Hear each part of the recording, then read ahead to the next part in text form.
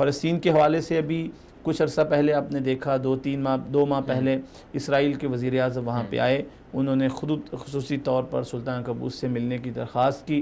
उन्होंने उनको वेलकम किया, इसलिए वेलकम किया कि लोग बहुत सी तनकीद भी करते हैं कि सल्तनत ओमान जो है वो इसराइल के साथ अपने ताल्लुकात उनको बढ़ाना चाहते हैं, और जो फ़लस्तीन का मसला है उसको उन्होंने पसे पुश्त डाल दिया। ऐसी हरगिज़ बात नहीं। उनके वज़ीर ख़ारजा साहब की भी कब भी वजाहती बयान आया, हम हरगिज़ ये नहीं करना चाहते और हम हमेशा फ़लस्तीन के मसले को मुक़द्दम रखते हैं, लेकिन हम ये चाहते हैं कि कब तक फ़लस्तीन का मसला और फ़लस्तीनी जो है वो इस आग से, इस अज़ाब से गुज़रते रहेंगे। जब तक कोई मुल्क आगे नहीं बढ़ेगा, इसराइल से बातचीत नहीं करेगा, तीसरा फ़रीक उसमें शामिल नहीं होगा, तो किस तरीके से मुज़ाकरात होंगे, जंग बंदी होगी। दोनों रियासतों तो का इसलिए हल होना चाहिए। तो वो हर जंग का जो है वो हल आखिर में मुज़ाकरात ही होता है।